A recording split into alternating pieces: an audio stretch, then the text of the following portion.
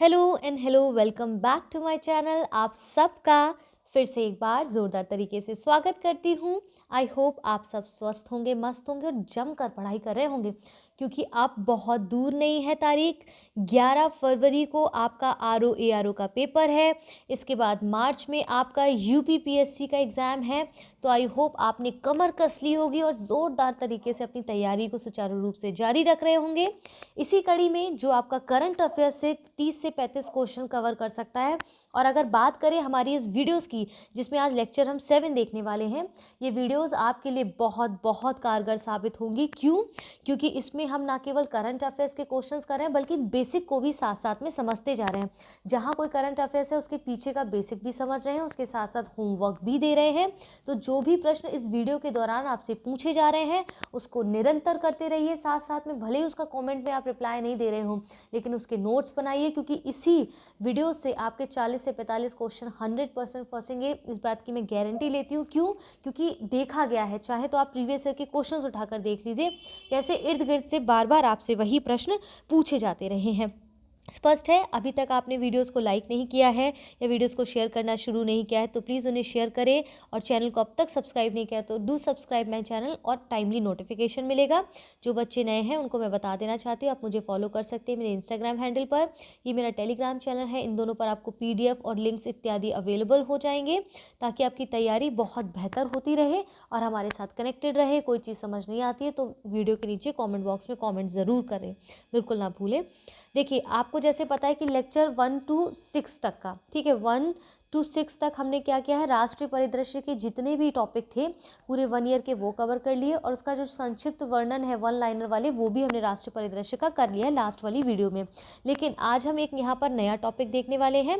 Page number 91 अगर आप खोलेंगे अपनी दृष्टि की किताब में, पेज नंबर 91 खोलेंगे इस बुक में, तो वहाँ पर आपको ये टॉपिक मिलेगा, आर्थिक परिदृश्य, जिसमें देश विदेशों के आर्थिक महत्व की घटनाओं, आर्थिक संगठनों की गतिविधियों पर यहाँ पर जो है एक दृष्टिपात किया गया है।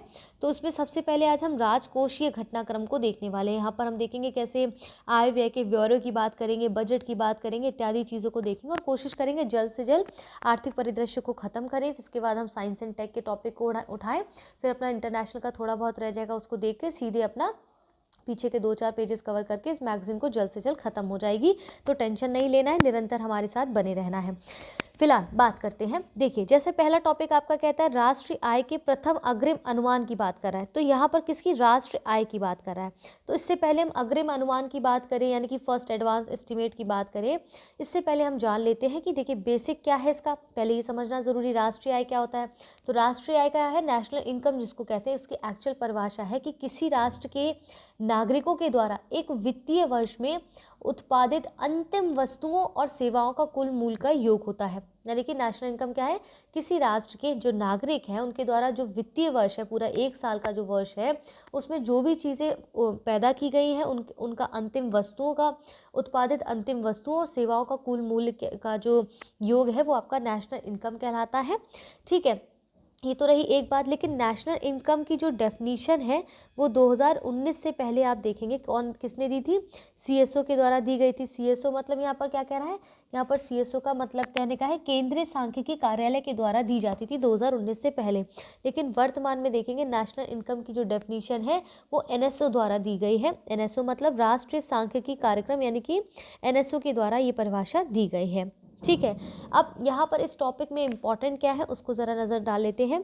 जैसे कह रहा है कि यहाँ पर कह रहा है कि अग्रिम अनुमान की बात करता है, इसको पहले हाईलाइट कर लीजिए। अग्रिम अनुमान जारी किए गए हैं, ठीक है, अग्रिम अनुमान को AE कहा गया है यहाँ पर।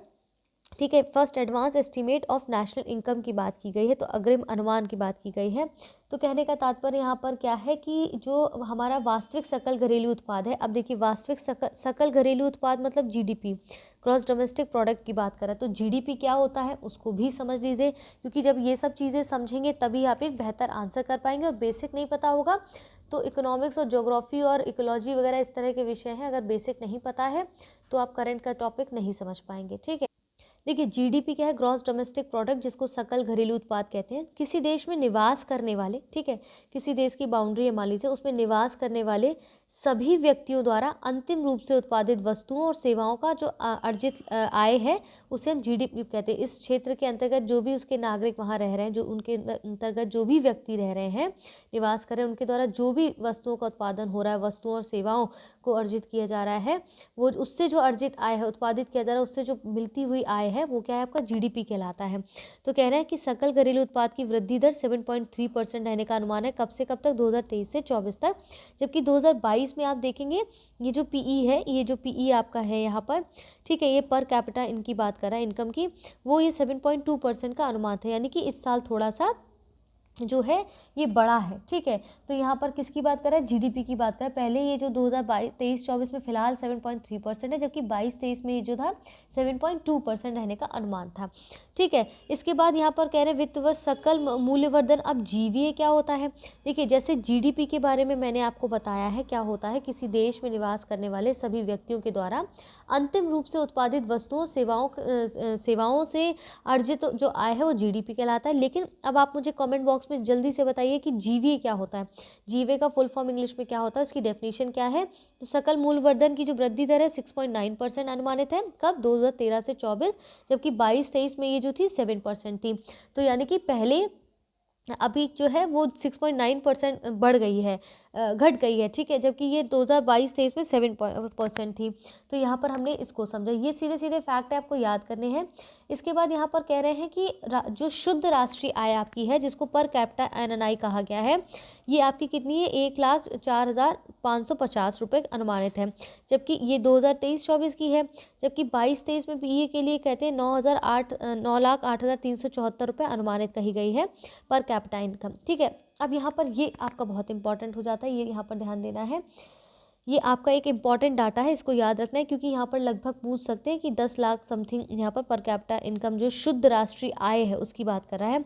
इसके बाद करंट प्राइस क्या? करंट प्राइस पर जो जीडीपी है वो 2023-24 में आपका 296.5 लाख करोड़ रुपए था। वहीं पिछले वर्ष आप देखेंगे इसका जो है 272.41% था। लाख रुपए की तुलना में 8.99% की वृद्धि को प्रदर्शित करता है यहाँ पर, ठीक है। तो यहाँ पर हमें इम्पॉर्टेंट क्या है इसमें कि जो हमारा सकल घरेलू उत्पाद है चालू कीमतों पर, वो हमारा 8.9% की वृद्धि इस साल देखने को मिली है, ठीक है, ये हमें याद रखना है। इसके बाद अंतिम इसमें क्या कहा जा रहा है, यहाँ पर देखिए, कह रहे हैं कि वर्ष 2023-24 में चालू कीमतों पर प्रति व्यक्ति शुद्ध नेशनल जो इनकम है वो आपकी 1,85,854 है। वहीं 2022-23 में आपकी 1,72,276 रुपये अनुमानित रखी गई थी, ठीक है, चालू कीमतों के अंतर्गत। तो यहाँ पर क्या अगर क्वेश्चन बन सकता है तो इससे आपका मेनली क्वेश्चन बन सकता है कि कितने % जो है जीडीपी वो पिछले साल से इस साल आपको यहाँ पर चालू कीमतों व करंट प्राइस में देखने को बढ़ोतरी मिल रही है, ठीक है। इसके बाद यहाँ पर जो पीई की बात करें ना, पीई क्या होता है एक्चुअली, यहाँ पर एई हमने समझा क्या है, first advance estimate of national income, ठीक है, यानी कि आपका क्या अग्रिम अनुमान है। ये क्या है? अग्रिम अनुमान आपका एई कहलाता है।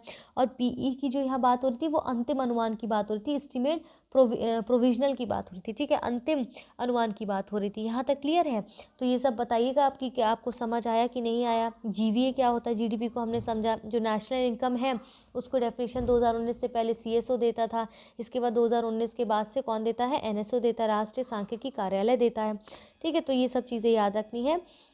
दूसरा टॉपिक अगर हम आज का देखें तो यहाँ पर क्या कहता है, दूसरा टॉपिक है 16वें वित्त आयोग का गठन। 16वें वित्त आयोग के गठन की यहाँ पर बात की जा रही है, ठीक है। तो पहली बात, हमें वित्त आयोग पे ध्यान देना। जब भी इस तरह की चीज़ें आती हैं तो बेसिक चीज़ों पे हमें ध्यान देना। वित्त आयोग का गठन जो है आपको समझना है, बताना है कि किस आर्टिकल के अंतर्गत वित्त आयोग की बात की गई। तो आर्टिकल अगर आप देखेंगे तो 280 के तहत बात की गई है, ठीक है, 280 के तहत बात की गई। अब इसमें कितने सदस्य होते हैं? तो इसमें एक अध्यक्ष होता है वित्त आयोग के अंतर्गत, और 4 जो है अन्य सदस्य होते हैं। 4 क्या होते हैं? अन्य सदस्य होते हैं। तो हमें ये छोटा सा पता चले इसके कार्यकाल इत्यादि और काम आप देख लेना, जब वित्त आयोग की बात आई है हो सकता है बेसिक से प्रश्न पूछ लें। अब इसका काम क्या होता है, तो जैसे मैंने कि बताया वित्त आयोग का काम होता है कि सेंट्रल और स्टेट में जो है, सेंट्रल और स्टेट में राजस्व का बंटवारा करना, ठीक है, रेवेन्यू का डिस्ट्रीब्यूशन की बात करता है। और ये जो रिपोर्ट होती है वित्त आयोग की वो राष्ट्रपति को सौंपता है, फिर राष्ट्रपति संसद के पटल पर इसको रखता है, किसको, वित्त आयोग की रिपोर्ट को, ठीक है। तो उसके गठन की क्या प्रक्रिया इत्यादि चीज़ें आप बेसिक्स में देखना है। बात कर लेते हैं, हो सकता है आपसे 14वां, ठीक है, 14वां, इसके बाद हो सकता है आपसे 15वां, और फिर 16वां जो वित्त जो है वित्त आयोग के जो अध्यक्ष हैं वो कौन है बता देना है आपको। तो 14वें जो वित्त आयोग के अध्यक्ष हैं वो कौन है आपके, वाई बी रेड्डी हैं, ठीक है, वाई बी रेड्डी हैं। इसके बाद आप देखेंगे 15वें वित्त आयोग के जो देखेंगे कौन है, एन के सिंह हैं, ठीक है, एन के सिंह हैं। इसके बाद 16वें वित्त आयोग के जो अध्यक्ष हैं वो कौन है, अभी हाल फिलहाल में अरविंद, कौन है बताइए, अरविंद पनगड़िया है, ठीक है, अरविंद पनगड़िया है। क्लियर है यहाँ तक, अरविंद पनगड़िया है। तो यहाँ पर एक अध्यक्ष है, 4 अन्य सदस्य, 280 आर्टिकल के अंतर्गत वित्त आयोग आता है। 14वें वित्त आयोग के अध्यक्ष कौन थे, वाई वी रेड्डी। 15वें वित्त आयोग के अध्यक्ष कौन थे, एन के सिंह। 16वें वित्त आयोग के अध्यक्ष कौन है, अरविंद पनगड़िया है, ठीक है। हो सकता है आपसे मैच द फॉलोइंग में पूछ ले, इसलिए 14वें का बताया, अदरवाइज तो इंपॉर्टेंट आपका ये भी है 16वें वित्त आयोग का भी, जिसमें लिखा हुआ भी है। तो ये 280(1) के तहत आता है, ठीक है। इसमें क्या है, इस आयोग के अध्यक्ष कोलंबिया विश्वविद्यालय के, जैसे डॉक्टर अरविंद पनगड़िया जो है कोलंबिया विश्वविद्यालय के प्रोफेसर भी रहे हैं ये। इसके साथ साथ आप देखेंगे इसके ये जो प्रोफेसर भी रहे हैं। और फिर वही देखेंगे कि अरविंद पनगड़िया को वर्ष 2015 में नीति आयोग का प्रथम उपाध्यक्ष भी नियुक्त किया गया था, तो ये भी देख लेना है। नीति आयोग का प्रथम उपाध्यक्ष भी नियुक्त किया गया था, और प्रेजेंट टाइम में नीति आयोग के उपाध्यक्ष कौन है, सुमन बेरी हैं। इससे ये भी पता चला नीति आयोग के बारे में, ठीक है। इनके उपाध्यक्ष कौन है, सुमन बेरी हैं। इसके बाद आप देखेंगे वित्त आयोग का जो सचिव है ना, उनको किसको नियुक्त किया गया, 16वें वित्त आयोग के जो सचिव हैं वो है ऋत्विक रंजनम पांडे। तो हो सकता है यहाँ से प्रश्न पूछ लें, क्योंकि अध्यक्ष के बारे में बहुत बार पता होता है, तो ऐसे से कुछ प्रश्न पूछ लेते। 16वें आयोग के सचिव कौन है, ऋत्विक रंजन पांडे हैं, ठीक है। इसके बाद यहाँ पर 16वें आयोग के वित्त के संबंध में सिफारिशें कुछ दी गई हैं, वो आप एक बार देख सकते हैं।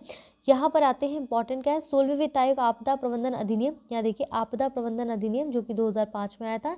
इसके तहत गठित निधियों के संदर्भ में आपदा प्रबंधन पहलों के वित्त पोषण पर वर्तमान व्यवस्था की समीक्षा कर सकता है और उन उचित सिफारिशों को भी कर सकता है। यानी कि आपदा प्रबंधन के जो वित्त पोषण की बातें हैं, जो व्यवस्था है, उसकी समीक्षा करता है और उन पर उचित सिफारिशें भी दे सकता है। ये एक अलग फैक्ट है, याद रखना है। इसके बाद 16वें वित्त आयोग 1 अप्रैल 2026 से शुरू होने वाले 5 वर्षों की अवधि को कवरिंग करते हुए 31 अक्टूबर 2025 तक अपनी रिपोर्ट उपलब्ध कराएगा, ठीक है। तो हमें याद रखना है कि कब शुरू, 1 अप्रैल 2026 से शुरू होने वाला 5 वर्षों की अवधि को आच्छादित करते हुए 31 अक्टूबर 2025 तक अपनी रिपोर्ट जो है उपलब्ध कराएगा। क्लियर है। इसके बाद हम यहाँ पर आते हैं, अगला टॉपिक हमारा क्या कहता है। यहाँ तक समझ आ गया है सारी चीज़ें। एक बार चाहे तो स्क्रीनशॉट ले लीजिए, और बेहतर होगा अगर आप किताब खरीद लेंगे तो मज़ा आ जाएगा, क्योंकि किताब के साथ जब आप इस बात को पढ़ेंगे मैगजीन के साथ, तो आप बहुत बेहतर समझेंगे। और उसी बुक में क्या है, जो अलग अलग आप यहाँ पर नोट्स भी बना सकेंगे, ठीक है। इसके बाद अगला टॉपिक आपका आता है, देखिए यहाँ पर जो है अगला टॉपिक क्या है, भारत का विदेशी ऋण सितंबर अंत 2023। अब ये क्या होता है, विदेशी ऋण की जो बात करें, भारत में जो विदेशी ऋण है वो कहाँ से कितना, किस एरिया से है, कितना ऋण है, तो ये हर तिमाही यानी कि 3 तिमाही आंकड़े जारी करता है। यानी कि सितंबर एंड तक आया तो इसका मतलब पीछे जाइए, अक्टूबर, फिर क्या होगा आपका, देखेंगे जुलाई, ठीक है, अगस्त, सितंबर में आया है, तो जून जुलाई अगस्त, यानी कि जून में भी इसने कोई आंकड़े तैयार भेजे होंगे, क्योंकि हर तीसरे महीने पे भेजता है। तो यहाँ पर जो है भारत सरकार के डिपार्टमेंट ऑफ इकोनॉमिक अफेयर यानी कि आर्थिक कार्य विभाग द्वारा भारत के विदेशी ऋण के तिमाही आंकड़े जारी किए जाते हैं। अब ये इंपॉर्टेंट हो जाता है कि भारत का विदेशी ऋण का जो आंकड़ा अभी भेजा गया किसके द्वारा जारी किया जाता है, आर्थिक कार्य विभाग के द्वारा, भारत सरकार के आर्थिक कार्य विभाग के द्वारा, जो सितंबर 2023 में हाल फिलहाल भेजा गया था। और ये आंकड़े कहाँ से तैयार हुए, जून, आपसे देखेंगे जून से आपको देखने को मिलते हैं, ठीक है। किसके ऊपर आंकड़े तैयार करता है, विदेशी ऋण, एक्सटर्नल डेप्थ के तिमाही आंकड़े तैयार करता है। यहाँ तक क्लियर हो रहा है। विदेशी ऋण के ऊपर जो है ये आर्थिक कार्य विभाग भारतीय विदेश का ऋण जो है उसका आंकड़ा जो जारी करता है हर तिमाही आंकड़े पर, ठीक है।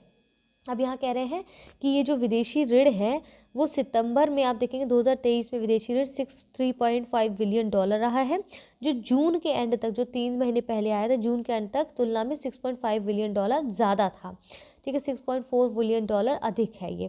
क्लियर है। अब यहाँ पर यानी कि आप देखेंगे ज़्यादा अंतर नहीं, 0.3% जो है इसमें बढ़ोतरी देखने को मिली है विदेशी ऋण में। ठीक है, कब से कब तक, 2023 सितंबर से लेके जून वाला जो है उससे थोड़ी बढ़ोतरी देखने को मिली है इस टाइम। इसके बाद सकल घरेलू उत्पाद यानी कि जीडीपी और विदेशी ऋण का जो अनुपात है सितंबर अंत 2023 तक थोड़ा बढ़कर इतना % हो गया, जबकि जून अंत तक ये 18.58% था। चलो वो इम्पोर्टेंट नहीं है। इसके बाद यहाँ पर देखते हैं 32.9% हिस्सेदारी के साथ जो लोन है वो बाह्य एक्सटर्नल डेब्ट का सबसे बड़ा घटक है। जो भी लोन की जो आप देखेंगे जो ऋण हमारे पास है 32.9% की जो ऋण की हिस्सेदारी है, वो ऋण की हिस्सेदारी लोन से और एक्सटर्नल डेब्ट में सबसे बड़ा घटक, लोन जो है एक्सटर्नल बाहर से जो ऋण लिया गया है उसमें सबसे बड़ा ऋण क्या है, लोन है। तो यहाँ पर ध्यान रखना है, हो सकता है आपसे पूछ लिया जाए। क्लियर है, सिंपल सा है। अगर बेसिक पढ़ रहे हैं, मैंने आपको एनसीईआरटी का जो 11th का एनसीईआरटी है इकोनॉमिक्स का वो भी प्रोवाइड करा दिया है, तो उसको भी देखिए, बेसिक वहाँ से तैयार हो जाएगा। इसके साथ साथ आपको PYQs भी कराए जाएंगे, जैसे कि सुबह 6 बजे आपको ज्योग्राफी का PYQ और सुबह 10 बजे आपको आप देखेंगे इंडियन हिस्ट्री PYQs कराए जा रहे हैं। उसी कड़ी में हम आगे बढ़ते हैं। भारत का पहला, अब देखेंगे भारत का पहला 3D प्रिंटेड डाकघर, अब ये इम्पॉर्टेंट हो जाता है। क्यों इंपॉर्टेंट हो जाता है, इसमें क्या इंपॉर्टेंट रखना है, भारत का जो पहला डाकघर है 3D प्रिंटेड डाकघर, ये कहाँ है, ये बेंगलुरु के कैम्ब्रिज लेआउट में स्थित है। बेंगलुरु के कैम्ब्रिज लेआउट में, हो सकता है आपसे सीधे कैम्ब्रिज लेआउट और 2-3 इंस्टीट्यूट और दे दे, बेंगलुरु लिखे ही ना, तो ये याद रखना है कैम्ब्रिज लेआउट में स्थित है। उसका निर्माण अगर पूछा जाए तो IIT मद्रास के टेक्निक सहयोग से लार्सन एंड ट्रूबो कंस्ट्रक्शन द्वारा किया गया है, तो ये भी इंपॉर्टेंट है। मद्रास के तकनीक सहयोग से लार्सन एंड ट्रूबो कंस्ट्रक्शन द्वारा किया गया है और इस डाकघर का निर्माण 3D कंक्रीट प्रिंटिंग तकनीक का उपयोग करके किया गया है। इंपॉर्टेंट बस यही है कि भाई ये जो पहला है वो कहाँ, बेंगलुरु के कैम्ब्रिज लेआउट में, और कैम्ब्रिज लेआउट का नाम विशेष तौर पे याद रखना है, बेंगलुरु हो सकता है ना पूछें। ठीक है, ये PT में आपका इस तरह का प्रश्न बनने की बहुत संभावनाएं हैं। इसके बाद स्वास्थ्य राष्ट्र लेखा अनुमान 2019-20 आप देखेंगे, तो यहाँ पर क्या है कि ये जो राष्ट्रीय स्वास्थ्य लेखा जो अनुमान है वो किसके द्वारा जारी किया जाता है, पहले ये समझिए, वो किया जाता है राष्ट्रीय स्वास्थ्य लेखा NHA के द्वारा किया जाता है। ये उसका 7वां संस्करण है। ठीक है, ये उसका 7वां संस्करण है और इसमें किस बात के बारे में कहा गया है, इसमें कहा गया है कि इस जो लेखा जो संस्करण जारी किया गया है इसमें बताता है कि स्वास्थ्य व्यय जो है उसमें आउट ऑफ पॉकेट व्यय जो है वो कितना है, यानी कि आउट ऑफ पॉकेट OOPE की हिस्सेदारी 2014-15 में 62.6% थी, जो घटकर 47.7% रह गई है। तो ये राष्ट्रीय जो स्वास्थ्य लेखा है आपका, ये जो आपका राष्ट्रीय स्वास्थ्य लेखा है, ये आपके ये जो जारी करता है ये अनुमान, ये राष्ट्रीय स्वास्थ्य लेखा के द्वारा जारी किया जाता है, 7वां संस्करण है। ठीक है, जिसमें आप देखेंगे ये जारी अनुमानों के अनुसार कुल स्वास्थ्य यानी कि टोटल हेल्थ एक्सपेंडिचर में आउट ऑफ पॉकेट व्यय जो रहा है OOPE की हिस्सेदारी कितनी रही है ये बताता है। तो 2014-15 में 62.6% थी, 2019 में 47.07% है। तो हमें यहाँ पर बस इतना याद रखना है। तो यहाँ पर ये इंपॉर्टेंट है कि जो आउट ऑफ पॉकेट हमारा एक्सपेंडिचर है वो हेल्थ के सेक्टर में अगर हम देखें तो 2014-15 62.6% था, जो कि घटकर 2019-20 में 47.07% रह गया। ठीक है, ठीक है, यहाँ पर ये समझा। इसके बाद हमें यहाँ पर और क्या समझना है, बेसिकली इसमें इतना इंपॉर्टेंट है। फिर नीचे आते हैं 2019-20 के लिए देश में कुल कितना है, कुल स्वास्थ्य जो टोटल खर्च है ना वो 6,05,000 कितना होगा, इकाई, दहाई, सैकड़ा, हजार, 10,000, लाख। ठीक है, 6,55,822 करोड़ रुपए था, जो GDP का 3.2% था, यानी कि 4,863 रुपये प्रति व्यक्ति होने का अनुमान है। बहुत इंपॉर्टेंट है, ज़रूर प्रश्न बनने की संभावना है, ज़रूर देख लीजिएगा। ठीक है, तो यहाँ तक हमने चीज़ों को जो है समझ लिया है। समझ आ रहा है ना यहाँ तक आपको क्लियर चीज़ें। ठीक है, तो यहाँ पर हमने समझा, तो बेसिक सी चीज़ों को हमने यहाँ पर समझा। पहले हमने सोचा राष्ट्रीय आय में प्रथम अग्रिम अनुमान क्या रहा है, उसमें GDP GVA करंट प्राइस के अकॉर्डिंग यहाँ पर क्या कह रहा है। फिर वित्त आयोग का गठन के विषय में हमने पढ़ा। इसके बाद फिर हमने भारत का विदेशी ऋण कहाँ से कितना है वो देखा। भारत का पहला 3D प्रिंटेड डाकघर हमने देखा कहाँ है, इसका राष्ट्रीय स्वास्थ्य लेखा अनुमान क्या है। फिर इसके बाद हम देखेंगे विदेश व्यापार नीति 2023, बहुत इंपॉर्टेंट है ये। विदेश व्यापार नीति 2023 क्या है। फॉरेन ट्रेड जो पॉलिसी है, देखिए पॉलिसी क्या कहता है, पॉलिसी हमेशा एक टारगेट देता है, तो यहाँ पर हमें टारगेट बेस्ड जो क्वेश्चन है उसको ज़रूर याद रखना, वहाँ से प्रश्न बनते हैं बहुत ज़्यादा, ठीक है। अब इसका टारगेट क्या है कि 2030 तक भारतीय जो निर्यात है ना उसको $2 ट्रिलियन तक ले जाने की संभावना व्यक्त की गई, कि $2 ट्रिलियन तक निर्यात को लेके जाना है हमें, ठीक है। तो इससे क्या है कि इस नीति का जो फोकस रहेगा बेसिकली वो रहेगा स्कोमेट। स्कोमेट मतलब special chemicals, organisms, materials, equipments and technology. SCOMET क्या है, सीधे सीधे पूछ लेंगे किससे संबंधित है, डायरेक्ट पूछ लेंगे, विदेश व्यापार नीति से संबंधित है। तो जैसे हमने बाकी के जो फुल फॉर्म देखे उसी तरह से स्कोमेट का भी रट लेना है, इंपॉर्टेंट हो जाता है, ठीक है। तो क्या है, इस नीति में towns of export excellence scheme के माध्यम से नए शहरों, स्टेट्स होल्डर स्कीम के माध्यम से निर्यातकों को सम्मानित करने का भी इसमें प्रावधान रखा गया है, ठीक है। प्रावधान रखा गया है जिसमें 4 नए शहरों को जोड़ा गया है। वो 4 नए शहर इसलिए इंपॉर्टेंट है क्योंकि चारों आपको उत्तर प्रदेश से, जैसे फरीदाबाद, मिर्ज़ापुर, मुरादाबाद, वाराणसी को विद्यमान 39 शहरों के अलावा निर्यात उत्कृष्टता शहर यानी कि TEE मतलब टाउन्स ऑफ एक्सपोर्ट एक्सीलेंस के रूप में निर्दिष्ट किया गया है। तो कह सकते हैं कि विदेशी व्यापार नीति के अंतर्गत जो 4 नए शहर की बात की गई है, जिसमें town of export excellence scheme और नए शहरों के लिए स्टेट होल्डर स्कीम के माध्यम से निर्यातकों को सम्मानित किया गया। उसमें 4 शहर कौन से हैं नए, फरीदाबाद, मिर्ज़ापुर, मुरादाबाद, वाराणसी, और ये सब क्या है, यूपी से संबंधित है। तो हो सकता है यूपी के संदर्भ में आपसे यहाँ प्रश्न पूछ ले। स्कोमेट का फुल फॉर्म ज़रूर याद कर लेना है, ठीक है। पीटी में जो है आपसे यहाँ से प्रश्न बन सकता है। इसके बाद अगला प्रश्न है प्रतिस्पर्धा संशोधन अधिनियम 2023, ठीक है। अब इसमें कुछ नहीं करना है, इसमें बस एक चीज़ याद रखनी कि पहले 2002 में ये आया था, अधिनियम संशोधन आया था, जो कि 2023 में इसमें कुछ अन्य तथ्य जोड़े गए हैं। वो तथ्य क्या है कि 2000 करोड़ रुपए से अधिक मूल्य वाले लेन देन के लिए भारतीय प्रतिस्पर्धा आयोग यानी कि CCI की मंजूरी जरूरी होगी, यानी कि 2000 करोड़ रुपए से ऊपर के जो लेन देन होगा वो CCI के द्वारा उसको मंजूरी मिलना आवश्यक होगा। पहले 2002 में इसको जारी किया गया था, फिर इसके बाद 2003 में इस प्रतिस्पर्धा संशोधन अधिनियम को लाया गया है। बस इतना ही इंपॉर्टेंट है इसमें, ठीक है। इसके बाद अगला आता है आपका PM मित्र पार्क। PM मित्र पार्क में हम देखते हैं क्या है यहाँ पर। तो PM मित्र पार्क जो है 17 मार्च 2023 को टेक्सटाइल उद्योग के लिए, ठीक है, टेक्सटाइल जो आपका रीजन है उसके लिए यहाँ पर 7 PM मित्र पार्क जो है इसकी स्थापित करने के लिए स्थलों की घोषणा की। 7 PM मित्र पार्क स्थापित करने की घोषणा की गई। कहाँ कहाँ की गई है वो हमें याद रखना है, बहुत इंपॉर्टेंट है। ये है आपका विरुधुनगर तमिलनाडु में, ठीक है, वारंगल आपका तेलंगाना में, ये याद रखना कर्नाटक में, महाराष्ट्र में, इसका गुजरात में, मध्य प्रदेश में, लखनऊ यानी कि उत्तर प्रदेश। तो 1 2 3 4 5 6 7, ठीक है। तो 7 नए पार्क कहाँ कहाँ पर है, तमिलनाडु, तेलंगाना, कर्नाटक, महाराष्ट्र, गुजरात, मध्य प्रदेश और लखनऊ यानी कि उत्तर प्रदेश की बात कर रहा है, ठीक है। तो PM मित्र प्रधानमंत्री के 5F विजन से प्रेरित है। तो इसका एक विजन है कंप्लीट करने का। तो विजन क्या है, 5F से क्या मतलब है, बहुत इंपॉर्टेंट है, हो सकता है पूछ ले। Farm to fibre to factory to fashion to foreign. तो क्या है, फार्म, ठीक है, फाइबर, फैक्ट्री, फैशन और फॉरेन। हो सकता है इसका ये क्रम पूछ ले, सही क्रम क्या है, या इसमें कोई नया शब्द ऐड ऑन करके कुछ और आपसे पूछ ले। तो यहाँ पर याद रखना है farm to fibre to factory to fashion to foreign, ठीक है। तो 5F की बात किसके संदर्भ में की गई है, PM मित्र के संदर्भ में की गई है, ठीक है। तो ये इंपॉर्टेंट है, इसको याद रखना है। इसके बाद हम यहाँ पर देखेंगे ये योजना के लिए जो है इसमें 7 पार्कों की स्थापना की 2021-22 से 2028 तक, यानी कि 2021 से लेकर 28 की अवधि के लिए 4445 करोड़ रुपए का बजटीय परिव्यय किया गया है। तो यानी कि 7 ईयर्स के लिए ही, ध्यान रखिएगा 7 ईयर्स है टोटल, जैसे ऐसे ना समझिए 2021-22 फिर 22-23 ऐसे नहीं, 2021 से लेकर 28 तक में 7 ईयर्स होते हैं। तो 7 ईयर्स की अवधि के लिए इस योजना के लिए इन्होंने कितना यहाँ पर फंडिंग की है, 4445 करोड़ रुपए का बजट यहाँ पर पेश किया है। यहाँ तक स्पष्ट है, कोई प्रॉब्लम, कोई समस्या तो नहीं है, ठीक है। चलो अब हम आगे बढ़ते हैं। इसके बाद यहाँ पर करते हैं केंद्रीय बजट की बात करते हैं। देखिए अब यहाँ पर केंद्रीय बजट की बात हम करते हैं, इससे पहले हमें कुछ चीज़ें यहाँ पर समझ लेनी है। तो बेसिकली यहाँ पर देखिए केंद्रीय बजट जो है बेसिकली इसमें क्या है कि अभी ये आगे के टॉपिक्स कुछ हैं जो मुझे और इसमें चीज़ें ऐड ऑन करनी मैं चाहती हूँ, तभी मैं आपको पढ़ाऊँ। आज इतना ही टॉपिक एक्चुअली तैयार हुआ है, समय कम मिलने के कारण। निश्चिंत रहें, होगा, टेंशन ना लें, वो होगा। कल हम पूरा कोशिश करेंगे कि जितना मैक्स टू मैक्स हो सकता है इकोनॉमिक्स का पार्ट पूरा कवर कर लें, क्योंकि इसका कुछ हिस्सा है जिसमें मुझे चीज़ें ऐड ऑन करनी है, तब आप इसको बेहतर समझ पाएंगे। तो मुझे भी तो पहले भाई पढ़ना पड़ता है ना, क्योंकि ऑब्वियसली बात है, जब तक नई किताब आई है मैं इसको अच्छे से समझूंगी नहीं, चीज़ों को पढ़ूंगी नहीं, मैं आपको इसमें इनपुट्स कैसे दे सकती हूँ कि इसमें कैसे कैसे लिंक करना है।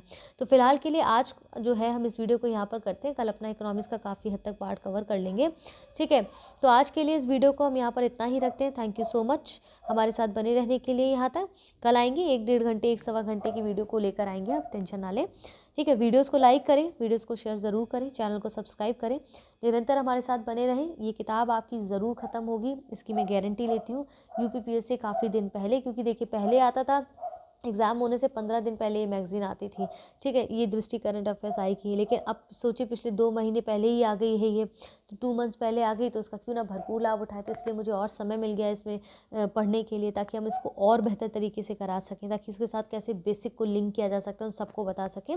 तो वो सब चीज़ें हैं। फिलहाल के लिए आज इस वीडियो को थोड़ा छोटा रखते हैं, कल मिलते हैं, इसकी आगे कंटिन्यू करेंगे। अपना ध्यान रखें, अपनों का ध्यान रखें। जय हिंद, जय भारत।